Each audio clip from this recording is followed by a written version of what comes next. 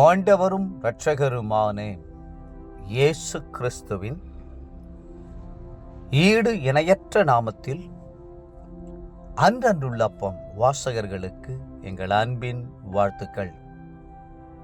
2025 ஆண்டு நவம்பர் மாதம் 6ஆம் தேதி வியாழக்கிழமைக்குரிய தின தியானம். இன்றைய தலைப்பு நம்பிக்கை வீண் போகாது.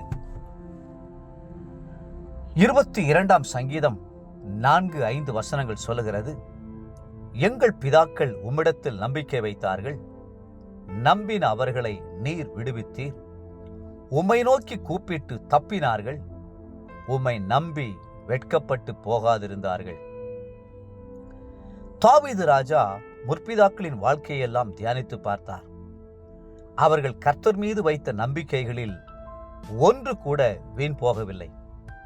நம்பின் அவர்களை அவர் விடுவித்து ஆசீர்வதித்தார். ஆம், நம் அருமை ஆண்டவரின் மேல் நாம் வைக்கும் நம்பிக்கை ஒருபோதும் வீண் போகாது. யோபு பக்தன் கர்த்தர் மேல் நம்பிக்கை வைத்தார். எத்தனை உறுதியான நம்பிக்கை அது! கர்த்தர் என்னை கொன்று போட்டாலும் அவர் மேல் நம்பிக்கையாயிருப்பேன் என்றார் யோபு. யோபு 13:15. சரீரம் வியாதிப்பட்ட போதிலும், மனைவி தூஷித்த போதிலும், சிநேகிதர்கள் பரியாசம் பண்ணின போதிலும் யோபுவின் நம்பிக்கையோ கர்த்தர் மேல் உறுதியாயிருந்தது. கர்த்தரை நம்புகிறவனோ செழிப்பான் என்ற வேத வசனத்தின்படியே யோபுவின் பிற்காலம் செழிப்பாயிருந்தது. ஆபிரகாமின் நம்பிக்கை வீண் போயிற்றோ? இல்லை. தனக்கு ஒரு ஆசீர்வாதமான சந்ததி வரும் என்று ஆபிரகாம் 25 ஆண்டுகள் தொடர்ந்து நம்பிக்கையுடன் காத்திருந்தார். அவருடைய சரீரம் செத்துப்போன நிலைமைக்கு வந்தபோதும் அந்த நம்பிக்கை குறையவில்லை. அவருடைய மனைவிக்கு ஸ்திரீகளுக்குரிய வழிபாடு நின்று போய் விட்ட போதிலும், இயற்கை விதியின்படி அவர்களுக்கு குழந்தை பெற எந்த சாத்தியக்கூறும் இல்லாத வேளையிலும் ஆபிரகாமோ கர்த்தர் மேல் நம்பிக்கையாயிருந்தார். வேதம் சொல்கிறது, ரோமர் 4ஆம் அதிகாரம் 20-21 வசனங்களில், தேவனுடைய வாக்குத்தத்தத்தை குறித்து அவன் அவிசுவாசமாய் சந்தேகப்படாமல் தேவன் வாக்குத்தத்தம் பண்ணினதை நிறைவேற்ற வல்லவராய் இருக்கிறார் என்று முழு நிச்சயமாய் நம்பி தேவனை மகிமைப்படுத்தி விசுவாசத்தில் வல்லவனானான். அவருடைய நம்பிக்கை வீண் போகவில்லை. புன்னகை என்று அர்த்தம் கொள்ளும் ஈசாக்கை பெற்றார். ஈசாக்கின் மூலமாகத்தான் இஸ்ரவேல் ஜாதியே உருவானது அல்லவா? யோசேப்பின் வாழ்க்கையை வாசித்து பாருங்கள். யோசேப்புக்கு ஒரு நம்பிக்கை இருந்தது.